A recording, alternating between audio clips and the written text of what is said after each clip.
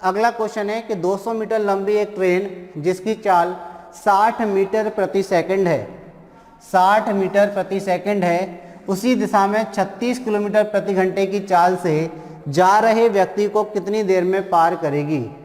एक ट्रेन है जिसकी लंबाई कितनी है 200 मीटर। सबसे पहले हम क्वेश्चन लिख लेते हैं कि ट्रेन की लंबाई कितनी दी है। अगर हम बात करें ट्रेन यानी कि लोहपथगामिनी ट्रेन की लंबाई कितनी है, तो आप कहेंगे सर ट्रेन की लंबाई है 200 मीटर।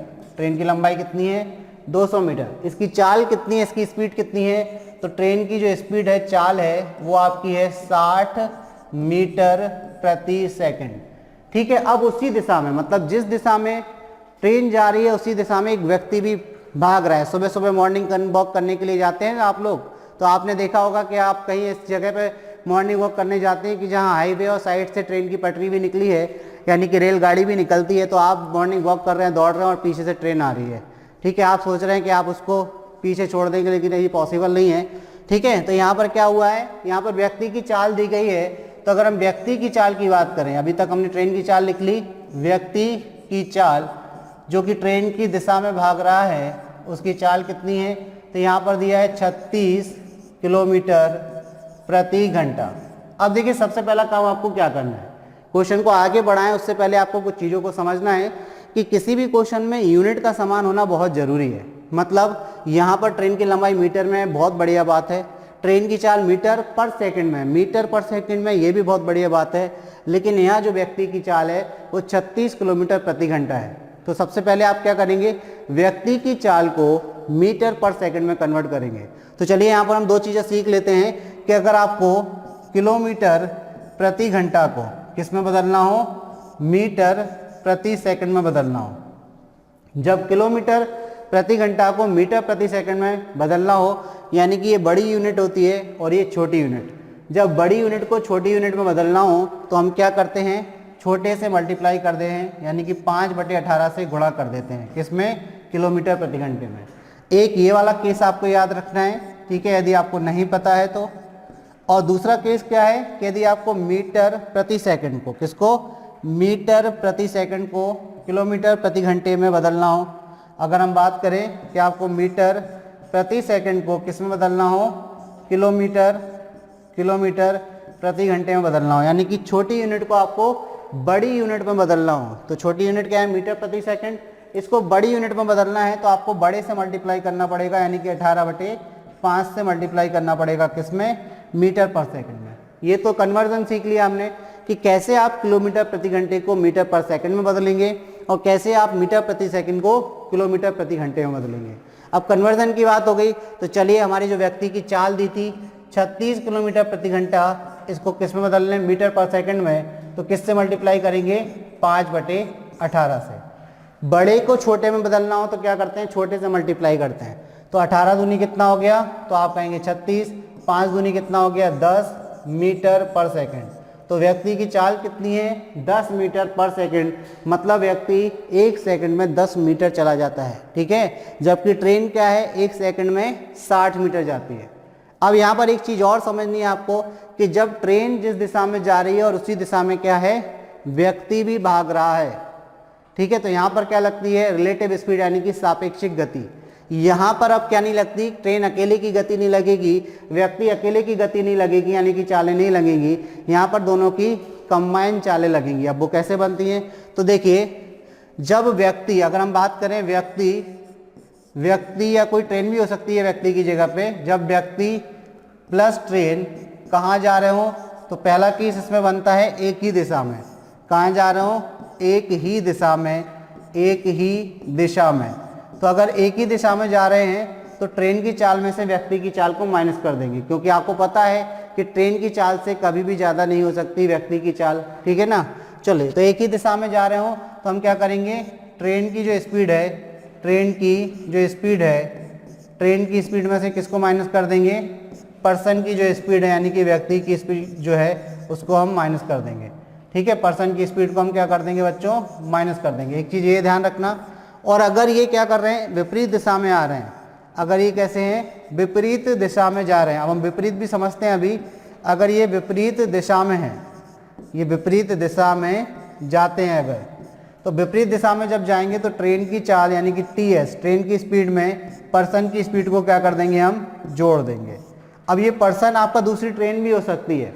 अगर एक ही दिशा में दो ट्रेनें जा रही हैं तब भी सापेक्षिक गति क्या होती है, माइनस होती है, और जब विपरीत दिशा में दो ट्रेनें आती हैं तब भी क्या होती है, सापेक्षिक गति प्लस होती है। ठीक है, दोनों की ट्रेनें की चालों की प्लस हो जाएगी। तो यहाँ पर हम पहले के अगर डायग्राम की बात करें तो इसका मतलब है कि इस दिशा में ट्रेन जा रही है और इसी दिशा में क्या है, व्यक्ति भी जा रहा है। और अगर हम दूसरे केस की बात करें तो अगर ट्रेन इस दिशा में जा रही है तो व्यक्ति क्या है, उसकी विपरीत दिशा में आ रहा है। अब ये व्यक्ति दूसरी ट्रेन भी हो सकती है, ध्यान रखना, T1 T2 भी हो सकता है यहाँ पर, पहली ट्रेन दूसरी ट्रेन। ठीक, तो ये कॉन्सेप्ट भी हमने समझ लिया कि यहाँ पर सापेक्षिक गति लगेगी तो ट्रेन अब अपनी गति से उस व्यक्ति को चेस नहीं करेगी, उसका पीछा नहीं करेगी, ट्रेन सापेक्षिक गति से उसका पीछा करेगी। ठीक है ना। तो अब बताइए, इन्होंने बोला कि व्यक्ति को कितनी देर में पार करेगी, समय निकालना है। ठीक है, समय कैसे निकलता है, यदि दूरी को हम चाल से भाग दे दें तो समय निकल आता है। तो यहाँ पर एक चीज़ और समझ लीजिए कि समय बराबर क्या होता है, तो हम बताते हैं आपको भाई, समय बराबर क्या होता है। आप कहेंगे समय बराबर होता है दूरी जो है उसको किससे भाग दे दीजिए, चाल से। तो यहाँ पर चाल तो कौन सी निकलेगी, रिलेटिव स्पीड यानी कि सापेक्षिक गति। यहाँ पर चाल कौन सी निकलेगी, तो आप कहेंगे सापेक्षिक गति, सापेक्षिक चाल जिसको बोलते हैं, तो सापेक्षिक गति लिख दें या चाल लिख दें। तो ट्रेन की चाल तो है 60 मीटर प्रति सेकंड, जबकि व्यक्ति की चाल कितनी है, 10 मीटर प्रति सेकंड। माइनस कर देंगे तो सापेक्षिक गति आ जाएगी आपकी 50 मीटर प्रति सेकंड, यानी कि ट्रेन व्यक्ति को 50 मीटर प्रति सेकंड की चाल से पार करेगी। ये तो हमने सापेक्षिक गति यानी कि चाल निकाली। समय निकालने के लिए हमें दूरी चाहिए और चाल चाहिए, तो चाल तो हमारे पास आ गई और हमें ये भी समझ में आ गया कि यहाँ पर वो रिलेटिव स्पीड यानी कि सापेक्षिक गति के माध्यम से क्या करेगी, व्यक्ति को पार करेगी, यानी कि अब वो 50 मीटर प्रति सेकंड की चाल से व्यक्ति को पार करेगी। कितना समय लेगी, अब समय बताना है तो दूरी हमारे पास नहीं है, तो दूरी आपको समझ में आएगी। देखिए कैसे, क्वेश्चन में दिया है कि 200 मीटर लंबी ट्रेन एक व्यक्ति को पार कर रही है। तो यहाँ पर आपको एक नई चीज सीखने को मिलेगी कि जब कोई ट्रेन पहली चीज किसी व्यक्ति को दूसरी चीज किसी पेड़ को तीसरी चीज किसी खंबे को पार करती है तो उस स्थिति में ट्रेन अपनी लंबाई के बराबर दूरी तय करती है। ये चीज ध्यान रखना कि जब कोई ट्रेन किसी व्यक्ति को, किसी पेड़ को, किसी खंबे को पार करती है तो उस स्थिति में ट्रेन अपनी लंबाई के बराबर दूरी तय करती है। तो देखिए, अगर हम बात करें यहाँ पर कि व्यक्ति को पार कर रही है यहाँ तो ट्रेन ने कितनी दूरी तय की होगी, अपनी लंबाई के बराबर, अपनी लंबाई मतलब ट्रेन की लंबाई, अपनी लंबाई के बराबर यानी कि ट्रेन की लंबाई। ठीक है, ट्रेन की लंबाई, तो ट्रेन की लंबाई के बराबर ट्रेन ने क्या होगी, यहाँ पर दूरी तय की होगी। अब दूसरा केस क्या बनता है, तो यहाँ दूसरा केस बनता है जब ट्रेन किसी प्लेटफॉर्म को प्लस किसी पुल को यानी कि ब्रिज को, किसी ब्रिज को यानी कि हम यहाँ पर बोल सकते हैं पुल को, और यहाँ पर प्लेटफॉर्म को पार करती है। जब ट्रेन किसी प्लेटफॉर्म को किसी पुल को पार करती है तो उस स्थिति में ट्रेन अपनी लंबाई प्लस प्लेटफॉर्म या पुल की लंबाई के योग के बराबर क्या करती है, दूरी तय करती है। तो यहाँ सेकंड केस में क्या होगा, ट्रेन कितनी लंबाई दूरी तय करेगी, तो ट्रेन की लंबाई TL का मतलब होता है ट्रेन लेंथ प्लस या तो प्लेटफॉर्म की लेंथ या ट्रेन की लंबाई प्लस अगर वो ब्रिज को पार कर रही है तो ब्रिज की लेंथ। ये दो केस यहाँ पर बनते हैं। ठीक है, तो यहाँ पर हमने दो चीज़ें और समझी कि अगर कोई ट्रेन किसी व्यक्ति को, पेड़ को और खंबे को पार करती है तो उस स्थिति में अपनी लंबाई के बराबर दूरी तय करती है, और जब कोई ट्रेन किसी प्लेटफॉर्म, किसी ब्रिज को पार करती है तो उस स्थिति में वो अपनी लंबाई प्लस प्लेटफॉर्म की लंबाई के बराबर दूरी तय करती है अगर प्लेटफॉर्म को पार कर रही हो, और अगर किसी ब्रिज को पार कर रही हो तो अपनी लंबाई प्लस ब्रिज की लंबाई के बराबर दूरी तय करती है। ठीक है, अब यहाँ पर बात करें कि व्यक्ति को पार कर रही थी, तो व्यक्ति को पार करने में तो उसने कितनी दूरी तय की होगी, तो आप कहेंगे सर दूरी तो यहाँ पर निकल आई, मतलब व्यक्ति को पार करने में तो वो अपनी लंबाई के बराबर दूरी तय करेगी, और ट्रेन की लंबाई कितनी दी यहाँ पर, तो आप कहेंगे सर 200 मीटर। तो यानी कि ट्रेन ने कितनी दूरी तय की, तो आप कहेंगे सर 200 मीटर की दूरी तय की। तो हम उसकी समय निकाल सकते हैं कि कितना समय लेगी वो व्यक्ति को पार करने में। उसने 200 मीटर की दूरी तय की, किस चाल से तय की, 50 मीटर प्रति सेकंड से। 50 से 4 बार भाग जाएगा तो 4 सेकंड, यानी कि 4 सेकंड्स में वो क्या कर लेगी, व्यक्ति को पार कर लेगी। सेकंड्स क्यों, क्योंकि मीटर पर सेकंड में था, तो आंसर किस में आएगा, सेकंड में आएगा। तो किस ऑप्शन में आपको दिया है, तो देखिए भाई ऑप्शन ए जो है वो हमारा आंसर हो जाएगा। ऑप्शन ए क्या हो गया, हमारा आंसर हो गया। थोड़ा सा इसको आप सेपरेट कर लीजिए, ये चीज़ हमने जो बताई है इनको आपको याद रखना है। कैसे किलोमीटर प्रति घंटे को मीटर पर सेकंड में कन्वर्ट करिए, कैसे मीटर पर सेकंड को आप किलोमीटर प्रति घंटे में कन्वर्ट करेंगे, कैसे आप ये जानेंगे कि जब व्यक्ति पेड़ और खंभे को पार कर रही है तो ट्रेन अपनी लंबाई के बराबर दूरी तय करेगी, और जब ट्रेन प्लेटफॉर्म और ब्रिज को पार करेगी, अगर प्लेटफॉर्म को पार करेगी तो ट्रेन की लंबाई प्लस प्लेटफॉर्म की लंबाई के बराबर दूरी तय की जाएगी, और जब ब्रिज को पार करेगी तो ट्रेन की लंबाई प्लस ब्रिज की लंबाई के बराबर दूरी को तय किया जाएगा। क्लियर होगी बात। तो इस क्वेश्चन का आंसर हमारा क्या आ गया, ऑप्शन ए हमारा आंसर हो गया। तो चलिए बढ़ते हैं अगले क्वेश्चन की तरफ, देखते हैं भाई अगला क्वेश्चन क्या है। अगला क्वेश्चन है 175 मीटर लंबी एक ट्रेन जो 63 किलोमीटर प्रति घंटे की चाल से दौड़ रही है। अब देखिए यहाँ पर सबसे अच्छी बात क्या है कि 2 क्वेश्चन अभी टाइम एंड वर्क के आए, और 2 क्वेश्चन यानी कि दूसरा क्वेश्चन ये आपका किसका है, टाइम डिस्टेंस स्पीड का है, यानी कि समय दूरी और चाल का है। तो मतलब 2 क्वेश्चन, 2 नंबर का वेटेज हो गया आपका कांस्टेबल के एग्जाम में टाइम एंड वर्क का, और 2 नंबर का वेटेज हो गया किसका, आपका टाइम डिस्टेंस स्पीड का। मतलब 2 नंबर कंफर्म हो गया अगर आपके इन पर स्ट्रॉन्ग कमांड है, अच्छी कमांड है इन टॉपिक्स पर। ठीक है, तो हम बात करते हैं कि 175 मीटर लंबी ट्रेन जो 63 किलोमीटर प्रति घंटे की चाल से दौड़ रही है, एक व्यक्ति को पार करेगी मतलब समय आपको दिया है ना, तो कितने समय में पार करेगी।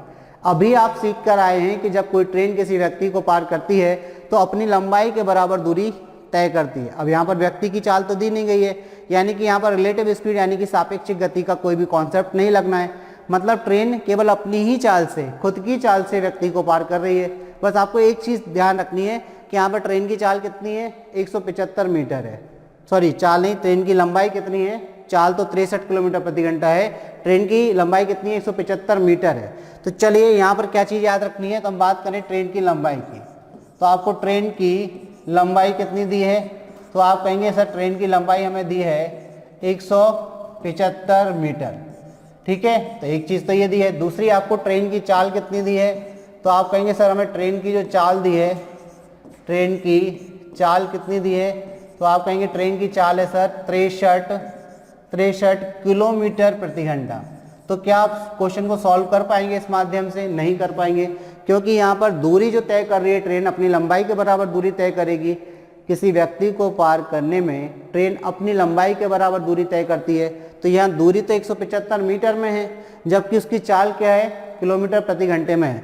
तो सबसे पहला काम आपको क्या करना है, इसको किलोमीटर प्रति घंटे को मीटर पर सेकंड में कन्वर्ट करना है। तो किलोमीटर प्रति घंटे को मीटर पर सेकंड में कन्वर्ट करने के लिए क्या करेंगे, बड़े को छोटे में बदलना है, तो क्या बताया था, छोटे से मल्टीप्लाई करेंगे।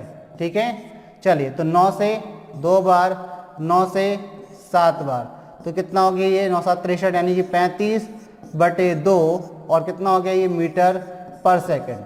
अब कितना समय लेगी, तो समय क्या होता है, तो आप कहेंगे सर समय होता है दूरी बटे चाल। समय क्या होता है, दूरी बटे में क्या, चाल।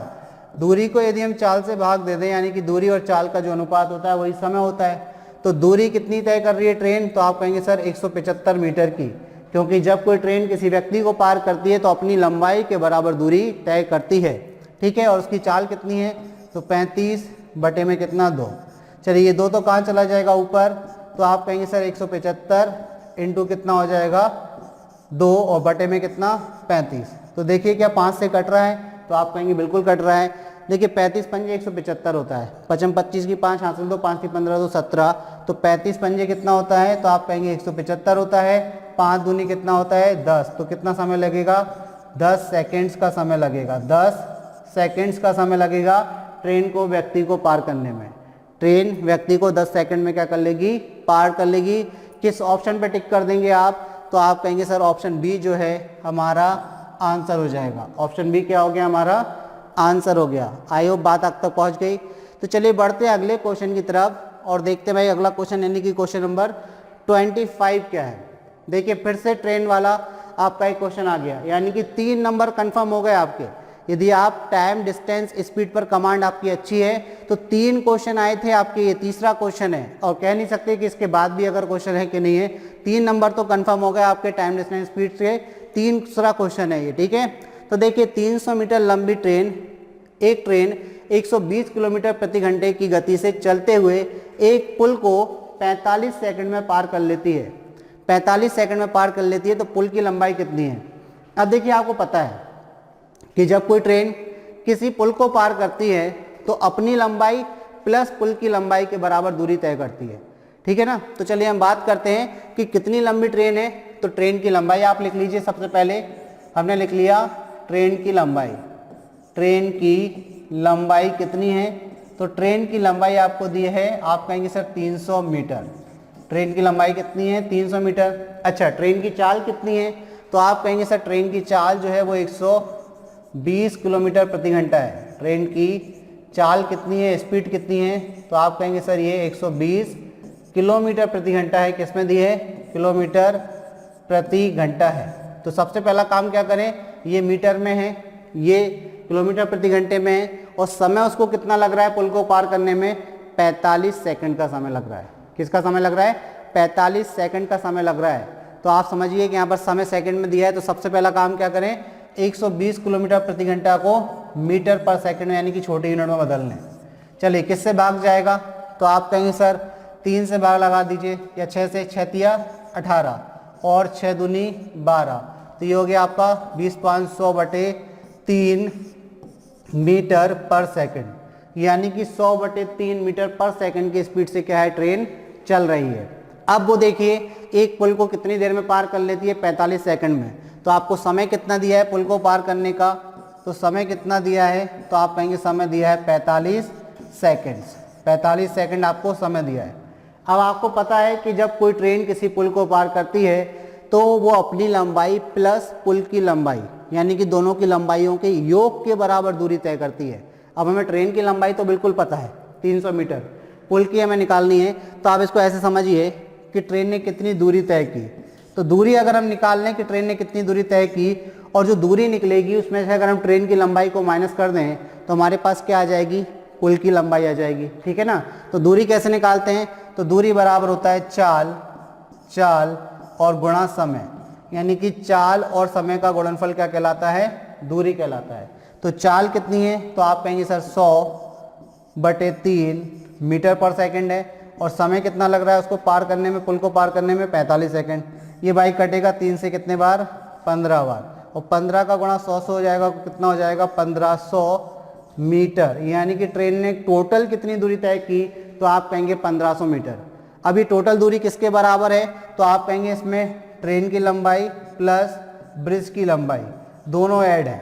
ये 1500 में क्या इंक्लूड है, ट्रेन की लंबाई भी इंक्लूड है और ब्रिज की लंबाई भी, क्योंकि आप जानते हैं कि जब कोई ट्रेन किसी पुल को पार करती है तो अपनी लंबाई और ब्रिज की लंबाई के योग के बराबर दूरी तय करती है। तो चलिए यदि हम इसमें से ट्रेन की लंबाई को माइनस कर दें तो क्या आ जाएगी, ब्रिज की लंबाई, यानी कि पुल की लंबाई, ब्रिज की लेंथ आ जाएगी, ब्रिज की लेंथ आ जाएगी। तो ब्रिज की लेंथ कैसे आएगी, यानी कि पुल की लंबाई कैसे आएगी, तो पुल की लंबाई निकाल लेते हैं भाई। तो पुल की लंबाई होगी आपकी 1500 में से किसको माइनस कर दीजिए, ट्रेन की लंबाई को माइनस कर दीजिए, यानी कि 300 माइनस कर दीजिए, कितना आ गया 1200 मीटर। यानी कि पुल कितना लंबा था, 1200 मीटर लंबा पुल था। किस ऑप्शन पे टिक कर देंगे, तो आप कहेंगे सर ऑप्शन बी में दिख रहा है हमें 1200, तो हमारा आंसर क्या हो गया, ऑप्शन बी हो गया। देखिए 3 नंबर कंफर्म हो गए। अगर आपको बात समझ आ रही है कि टाइम डिस्टेंस स्पीड का 21 अगस्त 2017 का जो मॉर्निंग शिफ्ट का पेपर था उसमें अभी तीसरा क्वेश्चन आ गया ही है, ठीक है ना। अगर आपको ये टॉपिक अच्छा लगता है या आपको इसमें इंटरेस्ट है या आपको इस पर कमांड है तो 3 नंबर तो आपके कहीं नहीं गए, ठीक है। चलिए बढ़ते हैं अगले क्वेश्चन की तरफ, देखते हैं भाई अगला क्वेश्चन क्या है, क्वेश्चन नंबर 26। देखिए यहाँ पर क्वेश्चन कह रहा है एक सेक की संपत्ति।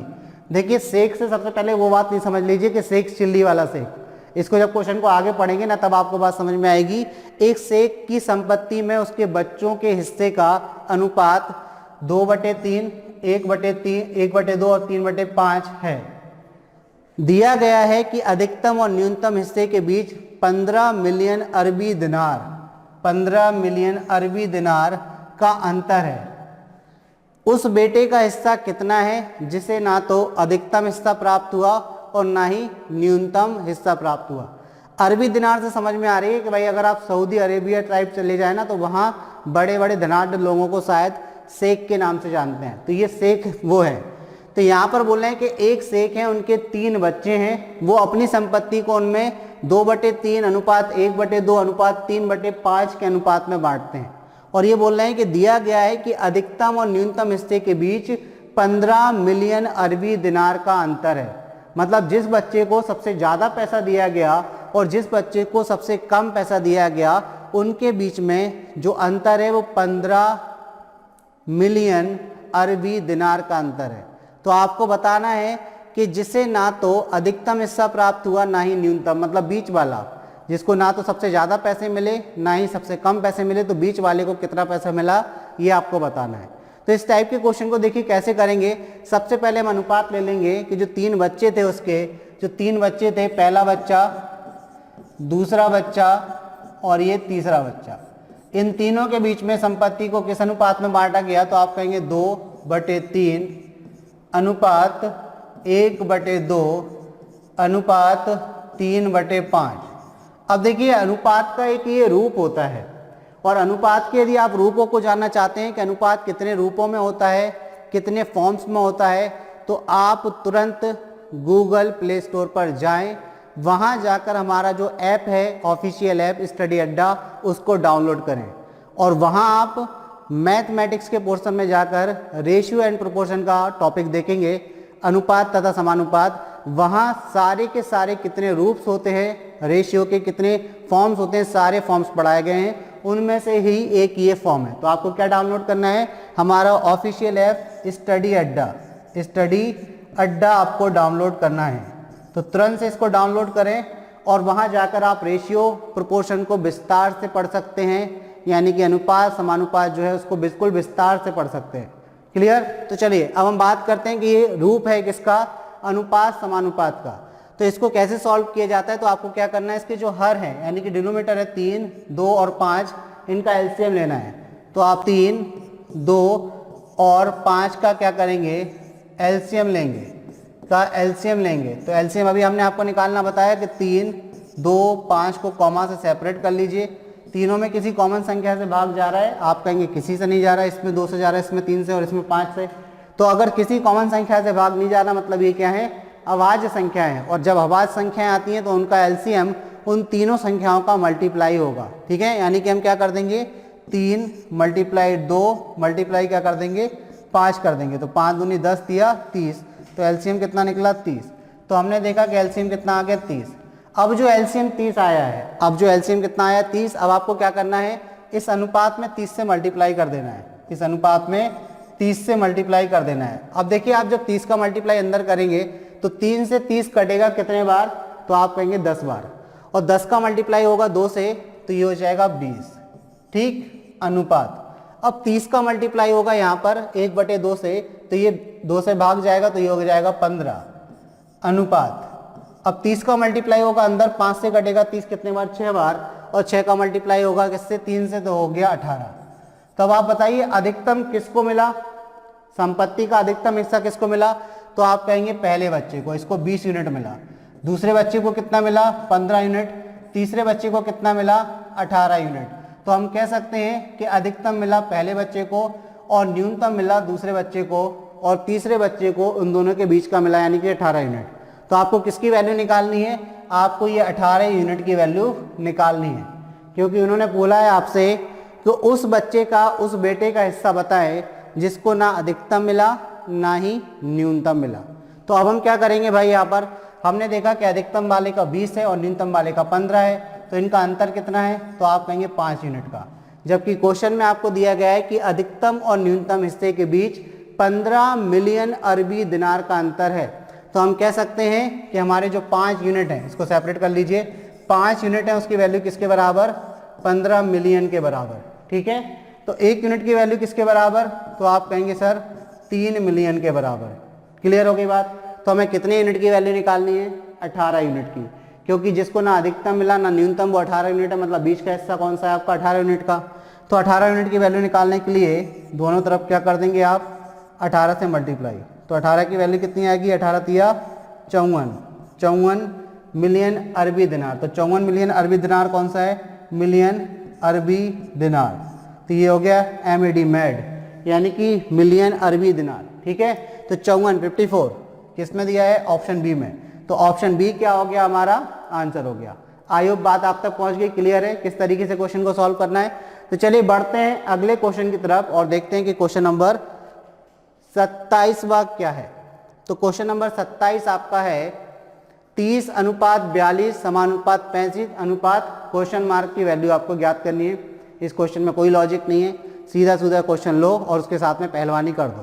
पहलवानी करने का मतलब क्या? अखाड़े में अगर आपने कभी अखाड़ा देखा है या अखाड़े में कभी गए हैं तो अखाड़े में क्या होता है? आ गए लंगोट में और सीधा क्या कर दिया? अखाड़े को गोड़ा और पहलवानी शुरू कर दी। मतलब आपको कोई लॉजिक नहीं लगाना है। पहलवान लोग क्या होते हैं, अगर आप उनसे उलझ जाएंगे ना तो आपको वो उलझा देंगे। ठीक है, समझ रहे हो बात। तो ये पहलवानी वाला क्वेश्चन है, मतलब आपको इसमें कुछ नहीं करना है। जैसा क्वेश्चन दिया है सीधा उठा के इसको सॉल्व कर दे। कैसे? तो आपको यह दिया है 30:42 समानुपात 35 अनुपात क्वेश्चन मार्क। ठीक है, तो आप इसको लिखिए। अनुपात का मतलब होता है 30, तो ये बटे में कितना हो गया? 42। समानुपात का मतलब होता है बराबर 35 बटे में क्वेश्चन मार्क की जगह पे हमने लिख लिया x। अब आप क्या करिए? काट दीजिए इसको 6 से 5 बार, 6 पंचे 30, 6 7 42, 5 से 7 बार ये कट गया। तो यहाँ पर कितना बचा? 1 का मल्टीप्लाई x से तो x हो गया, 7 का मल्टीप्लाई 7 से तो कितना हो गया? 49। तो आपका आंसर कितना आ गया? 49 यानी कि 49। तो ये पहलवानी है, मतलब कोई दिमाग नहीं लगाना, सीधा सीधा सॉल्व कर देना है। चलिए, तो किस ऑप्शन में दिया है? ऑप्शन डी में। ठीक है, ऑप्शन डी क्या हो जाएगा? आपका आंसर हो जाएगा। तो चलिए बढ़ते हैं अगले क्वेश्चन की तरफ, देखते हैं भाई अगला क्वेश्चन क्या है। अगला क्वेश्चन है क्वेश्चन नंबर 28। अनिल और सुनील की आयु का अनुपात 2:3 है। 2 अनुपात कितना है? 3 है। यहाँ पर दिया है अनिल और सुनील की आयु का अनुपात 2:3 है। 5 साल बाद इनकी आयु का अनुपात 3:4 होगा। तो उनकी वर्तमान आयु क्या है? देखिए, आयु का क्वेश्चन जब भी आए और उसमें आपको क्या दे दें? अनुपात दे दें, तो आप ये कह दो कि उन्होंने आपके साथ में मजाक कर दिया। मजाक क्यों कर दिया? क्योंकि अगर आपको अनुपात दे दिया तो अनुपात में क्वेश्चन को सॉल्व करना, आयु वाले क्वेश्चन को सॉल्व करना मतलब चुटकियों का काम है, सेकंडों का काम है। आप सेकंडों में सॉल्व कर लेंगे चुटकी बजाते ही। कैसे? बस आपको कॉन्सेप्ट दिमाग में रखना है कि दो व्यक्तियों की आयु के बीच में अंतर हमेशा कैसा होता है? समान होता है। बस ये कॉन्सेप्ट आपको दिमाग में रखना है। ये चीज अगर आपके दिमाग में रहेगी तो आयु के जो अनुपात वाले गुना वाले क्वेश्चन आते हैं कि एक की आयु बी से 2 गुनी है, 4 साल बाद एक की आयु बी की आयु की 3 गुनी हो जाती है। तो इस टाइप के क्वेश्चन जब भी आएंगे ना तो आपको केवल एक चीज देखनी है कि उनके बीच का अंतर समान है कि नहीं। क्योंकि आप जानते हैं कि दो व्यक्तियों की आयु के बीच का अंतर हमेशा समान होता है, और नहीं जानते हैं तो आप ऐसे समझें कि अगर आप और आपका छोटा भाई दोनों के बीच में 5 साल का अंतर है तो 5 साल बाद वो अंतर क्या बढ़ जाएगा या घट जाएगा? 5 साल बाद भी तो अंतर वो 5 साल का रहेगा। मान के चलिए आप 25 साल के हैं, आपका भाई 20 साल का है। 5 साल बाद आप 30 के हो जाएंगे, आपका भाई 25 का हो जाएगा। क्योंकि 5 साल अगर आपके बढ़ेंगे तो आपके भाई के भी तो बढ़ेंगे। वो थोड़ी ना आपकी, वो बोलते हैं क्या, अमरता की वो जड़ी बूटी खा के आया कि वो अमर ही रहेगा, उतना ही रहेगा, बढ़ेगा नहीं, है ना। बात समझ में आ रही है? तो क्या होता है, 5 साल अगर आपके बढ़ेंगे तो आपके भाई की आयु में भी 5 साल बढ़ेंगे। तो जो अंतर है वो कितना रहेगा? समान रहेगा। तो केवल इतनी सी बात आपको याद रखनी है कि दो व्यक्तियों की आयु के बीच में अंतर हमेशा समान होता है। और याद रखने की कोई चीज नहीं है, ये आपको पता है, जनरल सी चीज है। ठीक, चलिए, तो दो व्यक्तियों की आयु के बीच में अंतर हमेशा कैसा होता है? समान होता है। अब यहाँ बात कर रहे हैं अनिल और सुनील की। तो देखिए, हमने अनिल लिख लिया, अनिल को ए से और सुनील को एस से डिनोट करते हैं। अनिल और सुनील की जो आयु का अनुपात है वो कितना है? 2:3 है। ये किसका दिया? वर्तमान का। वर्तमान में उनकी आयु का अनुपात कितना है? 2:3 है। अब बोल रहे हैं कितने साल बाद? 5 साल बाद। 5 साल बाद ये अनुपात कितना हो जाता है? तो 5 साल बाद 5 ईयर आफ्टर ये कितना हो जाता है अनुपात? 3:4 हो जाता है, यानी कि 3:4 का अनुपात हो जाता है। आप थोड़ा सा देखिए यहाँ पर कि इनकी आयु के बीच में अंतर कितना है। अनिल अगर 2 साल का था, सुनील 3 का, तो इनकी आयु के बीच में 1 साल का अंतर है। 5 साल बाद अनिल 3 का हो गया और सुनील 4 का, तो इनकी आयु के बीच में कितने का अंतर है? 1 का है। मतलब अंतर आपको समान दिया है, आपको समान बनाने की भी जरूरत नहीं है इस टाइप के क्वेश्चन में। जहाँ समान बनाने की जरूरत पड़ेगी आपको बताया जाएगा कि कैसे समान बनाते हैं। तो देखिए यहाँ पर अंतर समान है, तो अनिल वर्तमान में 2 का था और 5 साल बाद 3 का हो गया, मतलब कितना यूनिट बढ़ा? 1 यूनिट। सुनील वर्तमान में 3 का था, 5 साल बाद 4 का हो गया, कितना यूनिट बढ़ा? 1 यूनिट। तो हम कह सकते हैं कि जो अनुपात 2:3 था, 5 साल बाद 3:4 हो गया, 1 यूनिट बढ़ा। तो 1 यूनिट की वैल्यू किसके बराबर? तो आप कहेंगे 5 साल के बराबर, क्योंकि जो 2 से 3 हुआ 1 यूनिट बढ़ा, तो ये अनुपात तो 5 साल बाद का है ना, तो ये 5 साल के बराबर होगी 1 यूनिट की वैल्यू। तो आप कहेंगे 1 यूनिट की वैल्यू सर 5 साल के बराबर। अब आपके पास 1 यूनिट की वैल्यू किसके बराबर आ गई? 5 साल के बराबर आ गई। तो आपको किसकी अनुपात, किसकी आयु निकालनी है? दोनों की वर्तमान आयु। तो देखिए अनिल की वर्तमान आयु कितनी यूनिट है? तो आप कहेंगे सर 2 यूनिट। तो 2 यूनिट की वैल्यू कितनी? 5 से मल्टीप्लाई कर दीजिए, तो आप कहेंगे 10 साल। तो अनिल वर्तमान में 10 साल का है। सुनील की अगर हम बात करें तो सुनील कितने यूनिट है? 3 यूनिट है, तो 1 यूनिट की वैल्यू 5 साल है। तो सुनील वर्तमान में कितने का है? 15 साल का है। तो दोनों की आयु क्रमशः क्या हो गई? 10 और 15। किस ऑप्शन में दिया है 10 और 15? तो आप कहेंगे सर ऑप्शन डी जो है हमारा आंसर हो जाएगा। ऑप्शन डी क्या हो गया? आपका आंसर हो गया। आई होप आप तक बात पहुंच गई। तो चलिए बढ़ते हैं अगले क्वेश्चन की तरफ, देखते हैं भाई अगला क्वेश्चन क्या है। देखिए अगला क्वेश्चन है, एक व्यक्ति एक बाइक 50,440 रुपए में खरीदता है। देखिए आयु का केवल एक ही क्वेश्चन आया है, इस चीज को भी नोट करना आप कि अभी हम क्वेश्चन नंबर 29 पर आ गए हैं, तो 28वां क्वेश्चन केवल आयु का आया अभी, है ना। तो एक क्वेश्चन आपका वेटेज आया किसका? एज का। एक व्यक्ति एक बाइक 50,440 रुपए में खरीदता है, जिसमें बिक्री कर भी शामिल है। मतलब इस जो 50,440 रुपए व्यक्ति ने बाइक खरीदने के लिए दिए ना, इसमें सेल्स टैक्स भी लगा हुआ है। मतलब बिक्री कर इंक्लूड करके कितने की पड़ी बाइक? 50,440 रुपए की, जिसमें बिक्री कर भी शामिल है। यदि बिक्री कर की दर 4% है, मतलब अगर 100 रुपए का आप कोई सामान खरीदते हैं तो उस पर 4% यानी कि 4 रुपए आपको बिक्री कर देना पड़ेगा। यानी कि 100 रुपए की चीज आपको 104 रुपए में मिलेगी, कहने का मतलब ये है। ठीक है, तो बाइक की वास्तविक मूल्य ज्ञात करें। मतलब अगर बिक्री कर को उसमें से हटा दिया जाए तो बाइक का वास्तविक मूल्य होगा। भाई बाइक की कीमत तो कुछ अपने आप में होगी, उसमें क्या लग रहा है? सेल्स टैक्स लग रहा है, यानी कि बिक्री कर लग रहा है। तो अगर हम देखें यहाँ पर कि बाइक का जो 50,440 जो मूल्य दिया है, ये क्या है? बिक्री कर इंक्लूड करके। तो हमने मान लिया कि बाइक का वास्तविक मूल्य कितना है? 100 रुपए। क्या मान लिया हमने? वास्तविक मूल्य मान लिया। वास्तविक मूल्य जो बाइक का है वो कितना मान लिया हमने? 100 रुपए मान लिया। अब अगर इस पर सेल्स टैक्स यानी कि बिक्री कर 4% लगता है, तो बताइए विक्रय मूल्य कितना होगा बाइक का? तो आप कहेंगे सर बाइक का जो विक्रय मूल्य होगा, सेल्स टैक्स को आप इंक्लूड कर दीजिए 4% को, तो 4% 100 का 4 होता है, यानी कि 104 रुपए की बाइक बिकेगी। जो 100 रुपए की बाइक थी, बिक्री कर लगाकर 104 रुपए में बिकेगी। ठीक है, यहां तक बात क्लियर होगी। अब हम बात करते हैं कि यहां आपको कितना पे करना पड़ा बाइक के लिए? 50,440, यानी कि हम कह सकते हैं कि 104 यूनिट की वैल्यू किसके बराबर? 50,440 रुपए के बराबर। तो 1 यूनिट की वैल्यू किसके बराबर?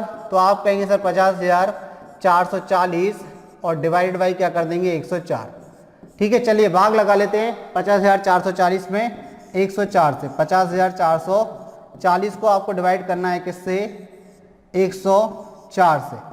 देखिए 5 बार अगर आप भाग देंगे तो 5 चौक भाई यानी 520 हो जाएगा, तो ये 4 बार भाग जाएगा, तो 4 बार भाग दे दीजिए, तो ये हो जाएगा 416।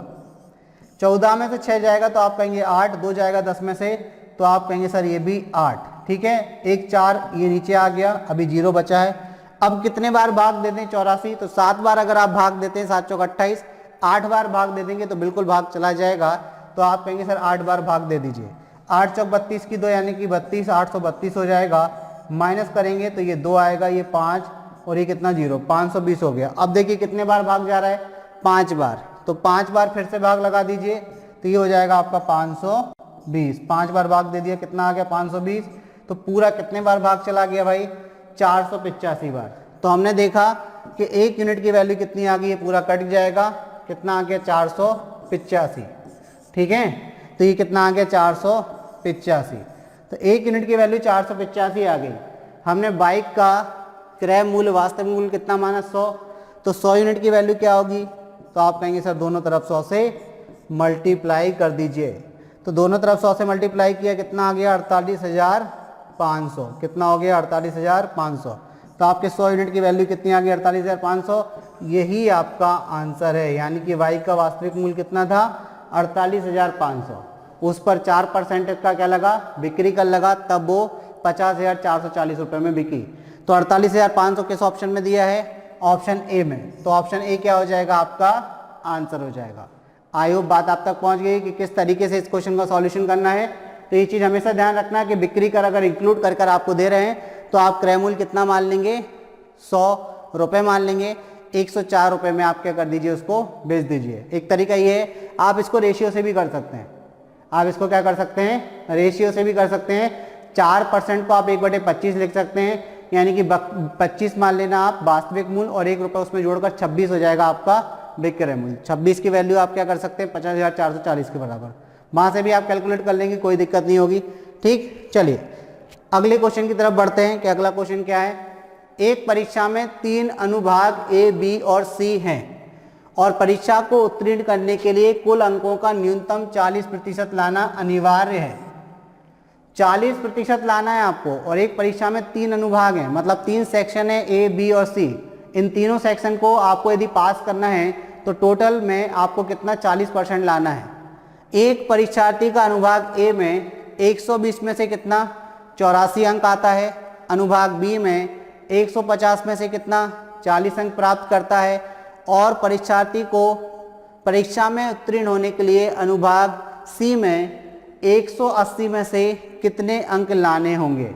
तो चलिए हम बात करते हैं। सबसे पहले तो अनुभाग आप ऐसे मान लीजिए कि ABC 3 सब्जेक्ट हैं, मैथ, इंग्लिश और हिंदी ऐसे सब्जेक्ट भी मान सकते हैं। तो आपको ज़्यादा अच्छे से क्लियर हो जाएगा कि मैथ का जो पेपर है 120 है, उसमें से 84 नंबर आते हैं परीक्षार्थी के। जो आपका इंग्लिश का पेपर है उसमें 150 में से 40 आते हैं। हिंदी का जो पेपर है 180 है, उसमें से वो कितना लाए जिससे कि वो तीनों परीक्षाओं में पास हो जाए।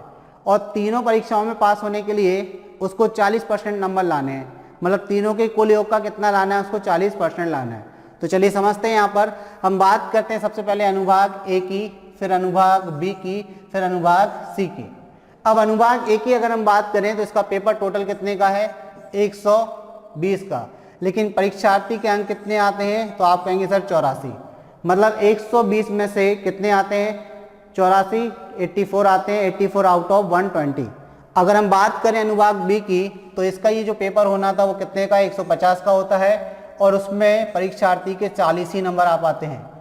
और अनुभाग जो सी है उसमें 180 नंबर का पेपर है। ये बोल रहे हैं बताइए इसमें कितने अंक लाए जिससे कि तीनों परीक्षाओं में इसका कितना बन जाए 40% बन जाए, मतलब तीनों अनुभागों में इसका कितना बन जाए 40% बन जाए। तो हम ये देख सकते हैं कि कुल मार्क्स यानी कि टोटल अंक कितने हैं, कुल अंक कितने हैं परीक्षा के। तो अगर हम कुल अंक की बात करें तो अनुभाग ए, अनुभाग बी और अनुभाग सी के अंकों को अगर हम जोड़ दें तो कुल अंक हमें मिल जाएंगे। अनुभाग ए कितने नंबर का है भाई, तो आप कहेंगे 120 का। अनुभाग बी कितने का है, तो आप कहेंगे सर 150 का। अनुभाग सी कितने का है, तो आप कहेंगे सर 180 का। इन तीनों को जरा जोड़िए आप, तो 180 में 120 जोड़ेंगे तो हो गया 300, 300 में 150 जोड़ेंगे तो 450। यानी कि जो तीनों पेपर हैं वो कुल मिला के 450 नंबर के हैं। और इन तीनों में पास होने के लिए क्वेश्चन में क्लियर लिखा है कि आपको कुल का 40% लाना है, उत्तीर्ण करने के लिए कुल अंकों का 40% लाना है। तो कुल अंक 450 है, उसमें से आपको 40% लाना है पास होने के लिए। अब आप समझिए आपको पास होने के लिए उत्तीर्ण अंक कितना चाहिए, तो अगर हम उत्तीर्ण अंक की बात करें कि उत्तीर्ण अंक कितना चाहिए, तो यहाँ पर उत्तीर्ण अंक की हम बात कर लेते हैं कि उत्तीर्ण अंक कितना होगा। तो आपको कुल का कितना चाहिए 450 का कितना चाहिए 40%, कितना चाहिए 40%। तो 40% निकाल लेते हैं भाई, 450 इंटू 40 बटे में कितना 100। देखो 2 जीरो से जीरो कैंसिल हो गया, 5 चौको 20 की जीरो हासिल में 2, 4 चौको 16 और 2 कितना 18।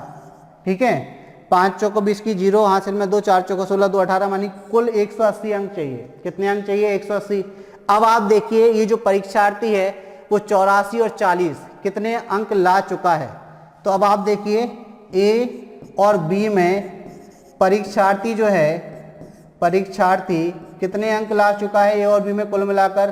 तो ए और बी में वो कितना, ए में लाया 84 और बी में लाया 40, तो कितने अंक ला दिए उसने? तो जोड़ दीजिए 4 और 12, 124 नंबर उसके आ गए। अब 124 आ गए तो 180 में से उसको कितने चाहिए? तो भाई 124 में अभी उसको कितनी कमी है? उसको टोटल तो पास होने के लिए 180 चाहिए ना, तो 180 में से किसको माइनस कर दीजिए? 124 को।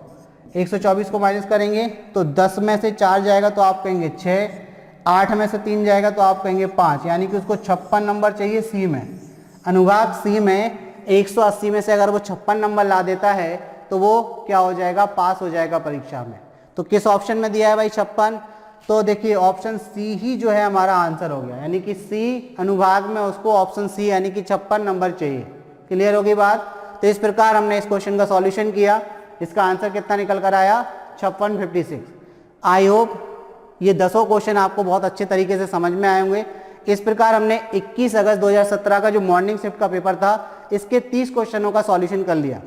यदि वीडियो आपको समझ में आया तो बहुत अच्छी बात है। आगे एक और वीडियो इसके बाद आएगा जिसमें हम 31 से लेकर 40 तक के क्वेश्चनों का सॉल्यूशन करेंगे। इससे एक आपको आइडिया मिलता जाएगा कि भाई लास्ट ईयर किस टाइप के क्वेश्चन पूछे गए थे। आज की क्लास को यहीं समाप्त करते हैं, मिलते हैं नेक्स्ट क्लास में। तब तक के लिए धन्यवाद, गुड नाइट।